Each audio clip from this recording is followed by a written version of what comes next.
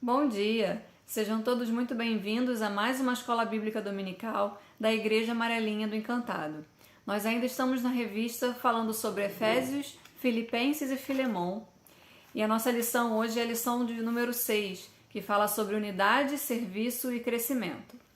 Vamos ao nosso versículo-chave, que encontra-se em Efésios 4, versículos 15 e 16, que diz assim: Mas seguindo a verdade em amor, cresçamos em tudo naquele que é a cabeça, Cristo, de quem todo o corpo, bem ajustado e consolidado pelo auxílio de toda a junta, segundo a justa cooperação de cada parte, efetua o seu próprio aumento para a edificação de si mesmo em amor.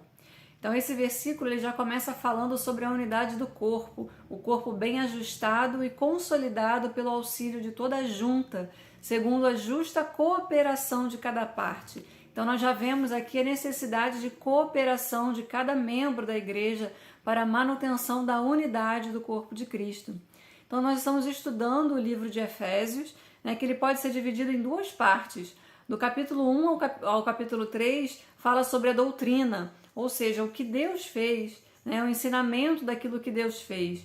E do capítulo 4 ao capítulo 6, nós vemos a prática, o que nós devemos fazer com essa doutrina, com o que nós aprendemos. Então a gente começa o capítulo 4, de 1 a 3, onde Paulo fala logo sobre rogar às pessoas. Então ele fala: rogo-vos, pois, eu, prisioneiro no Senhor, que andeis no modo digno da vocação a que fostes chamados, com toda a humildade e mansidão, com longanimidade, suportando-vos uns aos outros em amor, esforçando-vos diligentemente por preservar a unidade do Espírito no vínculo da paz.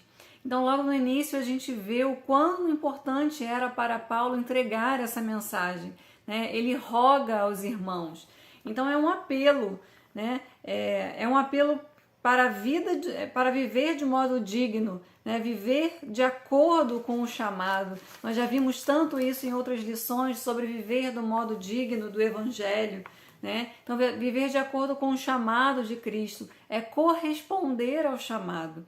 Então, duas palavras resumem esse viver de modo digno: a unidade e a santidade. Nessa lição nós vamos então falar sobre a unidade e nas outras lições falaremos um pouco sobre a santidade. Então, logo aqui no capítulo 1 da lição, ele fala que a unidade cristã depende da nossa vida cristã. E isso está no capítulo 4 de Efésios, versículos 2 e 3.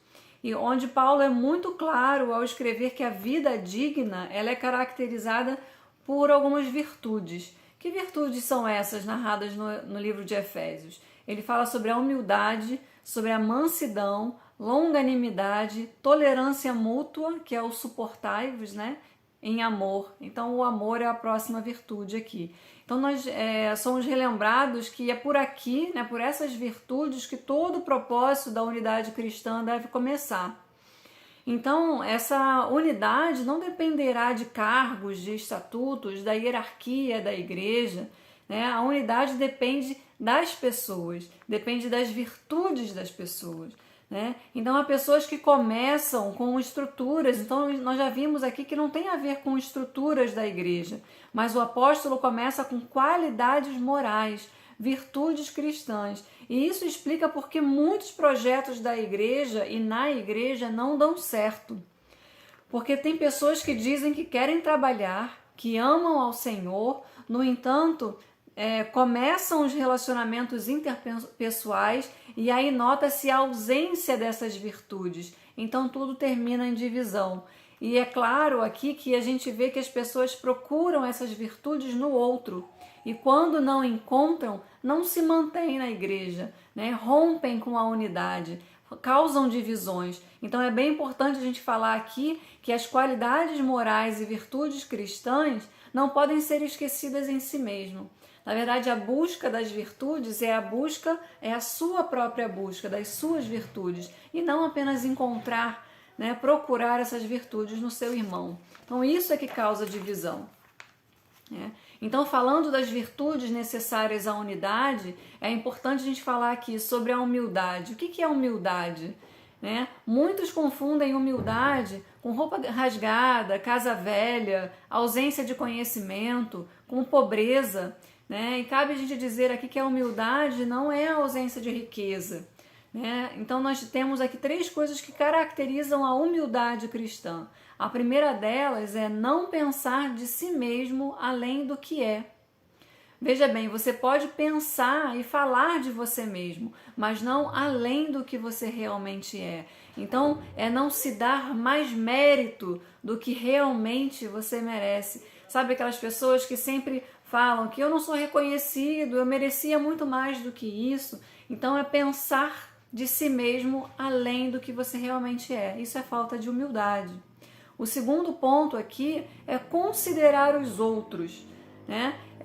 Alguém disse, você sabe tudo o que sabe, mas não sabe tudo o que os outros sabem. Então é sempre considerar o que o outro tem a dizer. Isso é humildade, né? É não achar que você que sabe tudo, né? É sempre considerar, ouvir a outra pessoa.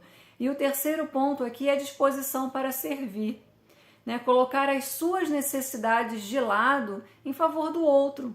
Né? É servir quando às vezes você mesmo estaria precisando, né? É ouvir outras pessoas quando você mesmo gostaria de ser ouvido.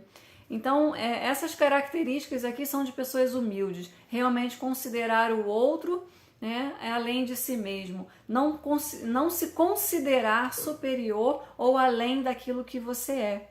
Então, isso é a humildade, não tem a ver com riqueza ou pobreza. O segundo item aqui, uma segunda virtude necessária à unidade é a mansidão, você ser uma pessoa mansa, né? A mansidão, a revista coloca aqui que é a suavidade dos fortes. Não é você ser fraco, né, porque você é manso, mas é a qualidade de uma personalidade forte, mas que mesmo assim é senhora de si mesma e serva de outras pessoas, consegue se manter manso, consegue ter domínio próprio. A mansidão forma um par ideal com a humildade, porque o homem manso pensa bem pouco nas suas reivindicações pessoais, assim como o homem humilde pensa bem pouco nos seus méritos pessoais. Então, assim, quando você tem uma reivindicação, quando você se segura, né, se mantém manso, né, e quando você tem méritos pessoais, mas não fica elevando esses méritos pessoais, você está sendo humilde. Então a humildade e mansidão andam juntos, né? E Jesus Cristo foi esse homem. E quão importantes são essas duas virtudes para se manter a unidade na igreja, né? Você ouvir o outro, você calar os seus próprios méritos para dar o mérito a outras pessoas, dar ouvido a outras pessoas, importância a outras pessoas, além de si mesmo, calar um pouco as suas próprias necessidades em favor do outro, servir, né? Isso é muito importante para a unidade cristã. Continuando aqui então nas virtudes, nós temos a longanimidade, é você ter um ânimo longo, né? É demorar, ser tardio para se irar, né? Satanás, ele procura pessoas para nos provocar, né? E a longanimidade é a capacidade de aguentar com paciência pessoas provocantes, por exemplo, que são colocadas no nosso caminho. A quarta virtude aqui nós vemos a tolerância mútua, essa necessidade de suportar uns aos outros, de dar suporte ao seu irmão, né, e de tolerar com paciência. E a quinta fala sobre o amor, que já foi mencionado na lição anterior, mas é tão necessário a gente lembrar que o amor é a atitude que visa o bem-estar do próximo, né? E aqui na sexta virtude, e sim a última, nós falamos sobre a paz. Quão necessário é a gente preservar a unidade do Espírito no vínculo da paz. Nós já lemos tantas vezes aqui o versículo de Romanos 12:18, que fala, se possível, no que depender de vós, tende paz uns com os outros, né? Paz com todos os homens. Então a importância da gente preservar a paz, né? Na nossa igreja, na nossa comunidade cristã. Nem sempre nós vamos ter razão, né? Às vezes os nossos líderes, às vezes as pessoas que nos cercam, as pessoas erram e nós temos que tolerar com paciência, manter a paz com todos os homens.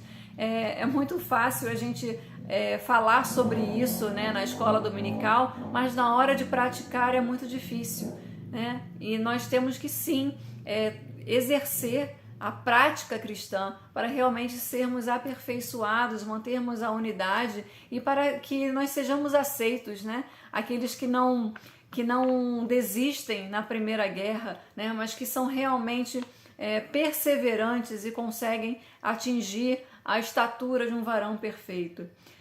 E aí, continuando aqui no capítulo 2, ele fala que a unidade cristã surge da unidade do nosso Deus. Então, há um só corpo porque há um só Espírito, há uma só esperança, uma só fé e um só batismo porque há um só Senhor. Há uma só família cristã que abrange a todos porque há um só Deus e Pai, o qual é sobre todos, age por meio de todos e está em todos. Então a unidade cristã tem a sua origem em possuirmos um só Pai, um só Salvador e um só Espírito que habita em nós. Todos nós somos filhos de um mesmo Pai. Então, por mais que tenha diversidade entre todos os irmãos, nós formamos uma só família e não devemos desistir com facilidade da nossa família. Você desiste com facilidade da sua mãe, do seu irmão de sangue? Da mesma forma, não devemos desistir com facilidade da unidade cristã que existe na Igreja de Cristo. Então ele fala aqui no capítulo 3 que a unidade cristã é enriquecida pela diversidade dos dons. E parece até uma contradição, porque existe diversidade dos dons, né? Nós somos diferentes entre os irmãos, né? E os dons são distribuídos por Deus de forma diferente. E isso não deve gerar divisão. Pelo contrário, um completa o outro. Então os irmãos se completam nas suas diversidades. O que são dons? Dons são presentes oferecidos de boa vontade e são coisas que produzem bem-estar. Nós vemos aqui na lição que a graça foi concedida a cada um de nós. Isso significa que cada pessoa da comunidade recebe graça suficiente para ter sua habilidade espiritual. E também quer dizer que ninguém é tão desclassificado ou tão inculto que fique à margem do serviço, porque a graça foi concedida a cada um. Então, o doador dos dons, Paulo enfatiza que o doador é Cristo. E assim Cristo distribui dons à sua igreja para encher todas as coisas, no sentido de edificá-la e levá-la à maturidade. Então, os dons de forma alguma podem causar divisão. Então existem dons que de acordo com a sua natureza são classificados ou conhecidos como dons ministeriais ou dons de liderança. E a ideia é muito clara. Cristo deu dons a todos, mas a alguns fez líderes e cabe a nós agirmos com maturidade para aceitarmos o dom que Deus nos deu e não gerar divisões na igreja. Porque o propósito dos dons em Efésios 4, versículo 12, o apóstolo afirma, visando a um fim proveitoso. Então aqui ele subdivide esse proveito dos dons em duas partes. Primeiro, com vistas ao aperfeiçoamento dos santos para o desempenho do seu serviço. E segundo, para a edificação do corpo de Cristo. Dons não são para exibicionismo, partidarismo ou divisões na igreja. Então o problema não pode estar no dom, mas sim no mau uso dele. Então nós vemos aqui que tem líderes, vamos lembrar lá das virtudes do início da lição, tem líderes que fazem mau uso do seu dom de liderança. Ele exerce o seu dom sem humildade, sem mansidão, então ele está exercendo mal o dom que Deus te deu, que Deus lhe deu. Da mesma forma, os liderados, os que se colocam para o serviço, não são humildes para obedecer os seus líderes, não têm humildade para reconhecer o outro além de si mesmo. Então, meus irmãos, nós vemos aqui nessa lição que a unidade cristã exige a maturidade do nosso crescimento. Tudo é para a unidade do corpo de Cristo. Então, os dons ministeriais ou de liderança devem levar a igreja à maturidade, levar a igreja a conhecer o Filho de Deus e colocá-lo como exemplo de homem perfeito. Perfeito é o Senhor a quem nós servimos.